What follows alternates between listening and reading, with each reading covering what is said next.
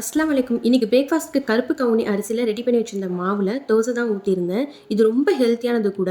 இதுக்கு மல்லி சட்னி தான் ப்ரிப்பேர் பண்ணியிருந்தேன். 1 1/2 டேபிள் ஸ்பூன் கடலை பருப்பு, 1 டேபிள் ஸ்பூன் முழு மல்லி, பச்சை மிளகாய், 10 பல்லு பூண்டு, வெங்காயம், தக்காளி, கருவேப்பிலை, அரை கைப்பிடி அளவுக்கு தேங்காவும் சேர்த்து அரைச்சு எடுத்துக்கிட்டேன். கடுகு, கருவேப்பிலை போட்டு தாளிச்சு கடைசியா அரைச்சு வச்சிருந்ததையும் சேர்த்து சட்னி ரெடி பண்ணியாச்சு. கண்டிப்பா ட்ரை பண்ணுங்க. இந்த தோசைக்கு சூப்பரா இருக்கும். பிரேக்ஃபாஸ்ட்கான வேலையை முடிச்சு லஞ்சுக்கான வேலையை ஸ்டார்ட் பண்ணிட்டேன். சிக்கனுக்கு எப்போதும் மாதிரி மசாலா சேர்க்காம சிக்கன் 65 மசாலா தான் சேர்த்து ரெடி பண்ணி வச்சிருந்தேன்.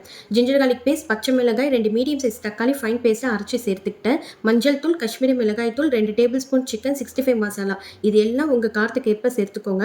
1 டேபிள் ஸ்பூன் தயிர், தேவையான அளவு உப்பு, இதெல்லாம் சேர்த்து எண்ணெய் பிரிஞ்சு வர வரைக்கும் வெயிட் பண்ணுங்க. இப்போ சிக்கன் ஆட் பண்ணிட்டு சிக்கன் குக் ஆகிறதுக்காக கொஞ்சமா தண்ணியும் ஆட் பண்ணிக்கோங்க.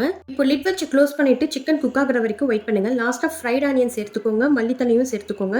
மிக்ஸ் பண்ணி விட்டுட்டு ஸ்டவ் ஆஃப் பண்ணிடுங்க. ரொம்ப ரொம்ப சூப்பராக இருக்கும். சப்பாத்தி, ரைஸ், தோசைக்கும் கூட வச்சு சாப்பிடலாம். ட்ரை பண்ணுங்க.